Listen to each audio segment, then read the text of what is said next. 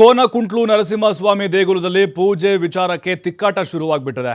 ಚಿಕ್ಕಬಳ್ಳಾಪುರದ ಚಿಂತಾಮಣಿ ತಾಲೂಕಿನ ದೇವಸ್ಥಾನದಲ್ಲಿ ಜಟಾಪಟಿ ನಡೆದಿದೆ. ಸರದಿ ಪ್ರಕಾರ ಪೂಜೆ ಮಾಡಬೇಕಾಗಿದ್ದ ಅರ್ಚಕರಿಗೆ ಮೋಸ ಮಾಡಿದ್ದಾರೆ ಅನ್ನುವಂಥ ಆರೋಪ ಇದು. ಪ್ರಭಾವಿ ರಾಜಕಾರಣಿಗಳ ಮಾತು ಕೇಳಿ ಮೋಸ ಮಾಡಿದ್ದಾರಂತೆ. ಅರ್ಚಕರ ವೃತ್ತಿಯನ್ನ ನೀಡದೆ ಹೋದ್ರೆ ದೇವಸ್ಥಾನದಲ್ಲೇ ಉಪವಾಸ ಕೂರ್ತೀವಿ ಅಂತ ಎಚ್ಚರಿಕೆಯನ್ನು ಕೊಟ್ಟಿದ್ದಾರೆ.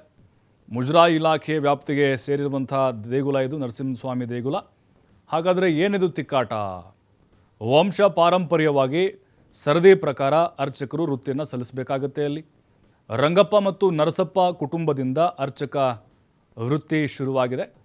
ಕಳೆದ ವರ್ಷ ಸರದಿ ಪ್ರಕಾರ ಪೂಜೆ ಮಾಡಿದರು ರಂಗಪ್ಪ ವಂಶಸ್ಥರು. ಈ ವರ್ಷ ಅರ್ಚಕ ವೃತ್ತಿ ನಿರ್ವಹಿಸಬೇಕಾಗಿತ್ತು ನರಸಪ್ಪ ವಂಶಸ್ಥರು. ಆದರೆ ಪ್ರಭಾವಿ ರಾಜಕಾರಣಿಗಳ ಮಾತು ಕೇಳಿ ಮೋಸ ಮಾಡಿದ್ದಾರೆ ಅನ್ನುವಂಥ ಆರೋಪ. ಮುಜರಾಯಿ ಇಲಾಖೆ ಸಚಿವ ರಾಮಲಿಂಗಾರೆಡ್ಡಿ, ಉಸ್ತುವಾರಿ ಸಚಿವ MC ಸುಧಾಕರ್ಗೆ ದೂರು ಕೊಟ್ಟರೂ ಕೂಡ ಏನೂ ಪ್ರಯೋಜನ ಆಗಿಲ್ಲ. ಹೀಗಾಗಿ ಸರದಿ ಪ್ರಕಾರ ನೀಡದೇ ಇದ್ದರೆ ಹೋರಾಟದ ಎಚ್ಚರಿಕೆ ಕೊಟ್ಟಿದ್ದಾರೆ.